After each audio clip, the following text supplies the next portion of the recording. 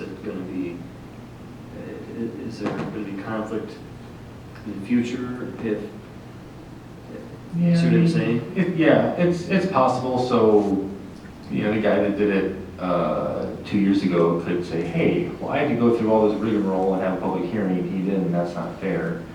And I think the answer to that is, you know, maybe not, but we recognize that what we were doing, you know, didn't make a lot of sense because it wasn't encouraged, you know, because he had to go through all this, you know, we didn't feel right about that. So we went back and changed it so that future people could, you know, be treated you know, a bit easier. Right. I think it doesn't make it any better for that guy necessarily, but I guess that's part of how the city evolves and how the regulations evolve to encourage what master plan and zoning ordinance are. I guess more so, are there rules that that one guy has more so than a new guy coming in? I mean, No, as far as how they would be reviewed, it would be the same. okay. So all the same standards would apply. You know, for these uses that are on the second floors of these buildings, there's really not much of even a site plan discussion to have because there's nothing changing on the site. It's all inside work. So it's primarily building code issues, and those haven't changed. So procedurally, they'll have it a bit easier moving forward because they won't have to come to the planning commission, there won't be a public hearing and all of that. But as far as the work they're going to have to do inside the building, that's going to have to be building code no matter what. So overall, I don't think that the amount of discrepancy between the two is going to be that significant when you consider the entire thing start to finish. So then under this new thing, would Brent then not have needed to come before us? Well, he's zoned mixed use. Okay, so He's in a different district. If you were zoned C2, we would have had to, this would have been a special land use and we would have had a public hearing tonight. So this is kind of more what we wanted, where it's just kind of a simple come in, go over the site plan and get out. There's not a public hearing and all that.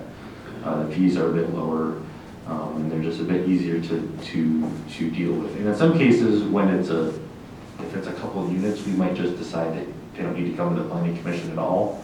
And we have that ability in the zoning ordinance to do an administrative site plan review when there's no changes to the building. In the case of what Brent was doing, because there's changing, because he is knocking down part of the building and there's, you know, all this parking area and everything else. Yeah, that would need to come here. But if all he did was, if everything else was gonna stay the exact same, and he's just wanted to put the residential units in the building and touch nothing else on the site, we probably would have just done it ourselves administratively and informed you of it at the meeting. So it just helps, I think, to you know, move those things along. If it gets complicated or when there is a question, we can certainly refer those issues to the planning commission for the full, you know, conversation, get it out in front of the public. But a lot of times when we know kind of what the answer is going to be going forward, like we have always, you know, as long as I've been with the city now for the last 10 years, that Williams Works has been doing some of these site plan reviews. We've always approved the residential on the second floor. It's always been something we've encouraged and we've been excited about when someone applies for it. So let's just make it easier for them and let's just, you know, get them in, get it done, and keep them moving. In section 11.04, moving on here in C2, I added a couple of standards here that would not allow off-street parking in the front yard, requiring parking in the rear or side. Basically, the ordinance does not require that the front yard or that the building be built to the sidewalk, although that's certainly what we anticipate. What we don't want is for someone to push a building 30 feet back and put parking right up in front along Main Street. That is the exact opposite of what we want, so we decided we just write that in here. And then B, primary entrance of the building should also face a public sidewalk. So we want the front door of your building to be the sidewalk, so you're walking off the street. You know, sometimes you see they will build it out to the sidewalk, but they'll spin the building around to the back of it, faces the street or something. Again, that's also not what we want. It needs to be a very open and pedestrian-oriented atmosphere downtown. We want to encourage that. In the table here, you'll see we just changed all of the minimum, we just added the word minimum and maximum where appropriate here. Then under level 5, outdoor merchandise display, I just inserted Andy, hold on here. Yeah. Why do we have 40 feet for the maximum height here, and in the C1, we have 35? One, I think it's because your buildings downtown are probably taller now already, and in the C1, I mean, it's not a huge difference, 35 feet or 2.5 stories. You can probably go 3 stories, 3 full stories, and so the idea with C1 is that it's a little bit smaller scale development generally, and so we're not looking to build a 3-story building in a more neighborhood type of setting. So on 1105C, we just added no merchandise and related displays shall be located so as to obstruct the sidewalk or otherwise impede the flow of pedestrians. So if somebody has merchandise on the outside, we want to make sure that people can get through safely and easily. Andy, we were seeing some resurgence also in those feather signs, Mm-hmm. and they're supposed to be limited number and length of time or something. Yes. along that line. Who actually looks after If that would be us, and the police chief is the enforcing entity. So usually if there's an issue, then Sue and myself will be notified about it, and then we'll kind of proceed from there. So they're really hard to enforce, but that? Yeah. we do It's this. back at the building we're talking about tonight. Yeah. Enforce. Yeah, I'd have to look and see what we wrote. We do allow them for some period of time, a few weeks, a year, or something like that. They started out as a new building, or new. Yeah. If you would, if you please. Yep.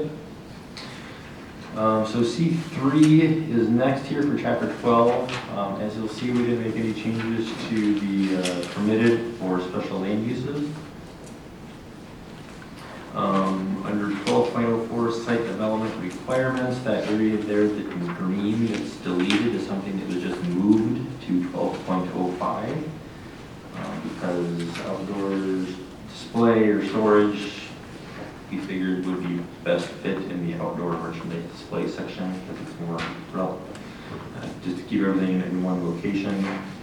Again, we updated all of the various minimums and maximums in the table. Here you see under maximum lot coverage where it says including building and parking areas, we deleted that. So the lot coverage would certainly still include the building areas, but it would not include a parking lot moving forward. And to me, that's just a much more workable provision moving forward.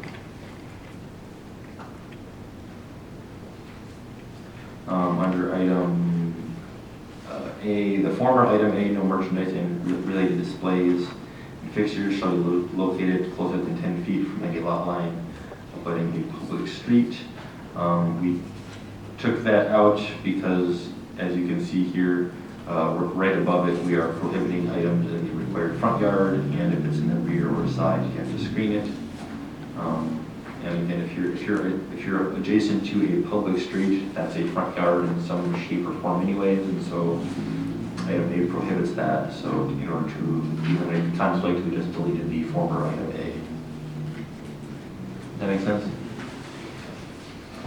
Moving on to light industrial, again, didn't make a lot of changes here either.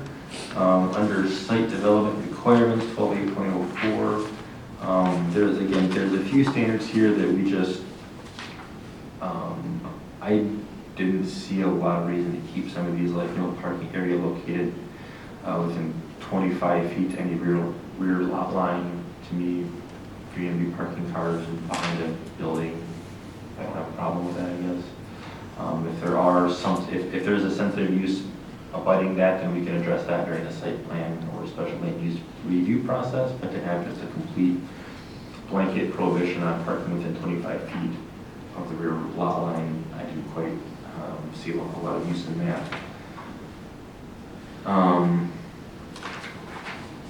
And then these last two here that I deleted, I feel like those are things that we're doing anyways. Ingress and egress from any lot or parcel shall be designed and used so as to maximize pedestrian safety, ease of traffic flow, and control and ready access by emergency vehicles and personnel. Every time we look at an industrial site plan, we're looking at those items anyways. And with item H, off-street parking and loading must be hard surface and designed so as to avoid significant adverse impact on nearby and adjacent land.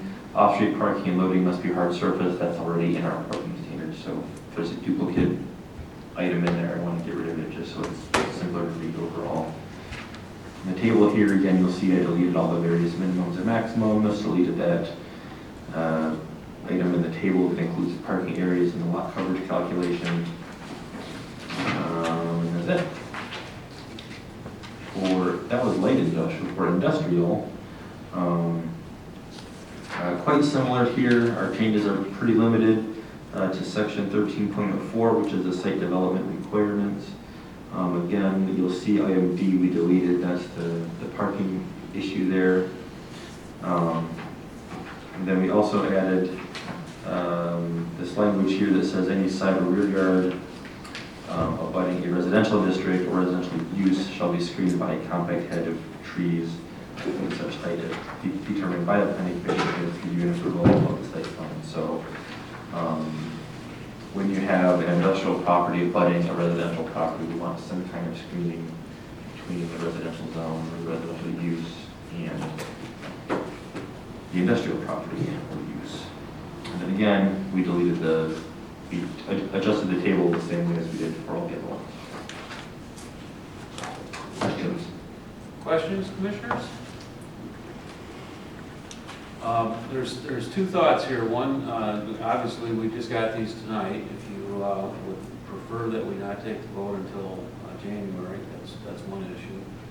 If you don't prefer, I would entertain a motion to accept the zoning ordinances as the amendments. Okay. Before we do that, Mr. Chairman, this is a zoning change, so we would have to hold a public hearing, which we have not done yet. And then as far as scheduling that is concerned, I am anticipating a public hearing for January for, I guess, what would be our first recreational marijuana applicant. We don't have Maybe official. they haven't submitted it. Yes, haven't seen anything yet. No, That's they haven't what submitted they it. were telling us they were going to do. So we could hold this hearing in January. There's still time to notice it for that. I don't think anyone's going to turn out to speak to this, so the public hearing would probably Let's be do pretty that quick. then. So we can just go to And if that the other later. one comes, it comes, and we can always delay it, so. So we'll schedule this for. Sure, I have one question. I'm just looking at the special land uses, like for the example, the industrial and the light industrial. My understanding is you always had to allow somewhere in your zoning ordinance, somewhere for an adult entertainment facility. I would assume it would probably fall under a special land use if that case ever happened. And is that something that we have to have in our ordinance? We have a whole section of our zoning ordinance, which chapter is it? Chapter 17A, a whole section dedicated towards adult businesses. Okay. So it's permitted in C3 actually, and so one of the things that we'll need to do is to make sure that it meets, so this chapter here says that a sexually oriented business can't be within 400 feet of a church or a school or whatever, 1,000 feet of another business. We need to make sure that that still leaves us a place to put one, because you can't totally zone them out. So we'll be taking a look at that, but the city, I believe, has both a zoning and a regulatory ordinance for sexually oriented businesses, and I like that approach personally. The one thing that we will be doing moving forward is just double checking these location restrictions to make sure that they are feasible, and we're not going to end up completely excluding ones. That would be that could be trouble for us. So we will double check that out.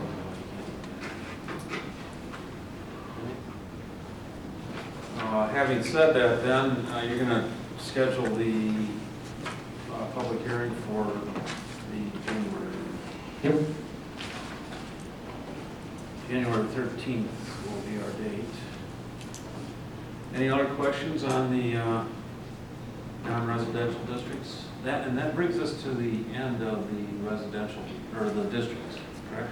I think so, because we went through, we've already done PUD, we've already done floodplain. We haven't looked at public facilities, that is the only one. I don't know if we need to, I mean, I will take a look at it, I might not even propose a change to it. Then I'll take a look at the adult business chapter, and that's, I think, pretty much Much it. it, then we've got definitions. Yeah, definitions, and I'll take a look at site plan review, I think was the last one on the list. So there's just a few miscellaneous things we could probably tackle a bunch of those at once, especially if the changes are gonna be very minor. Right. Then we can just do them all at once. Well, and especially if we have to have a public hearing, which we will. Yep. So I think we need to continue our quest here to finish it off. Okay. Right, commissioners?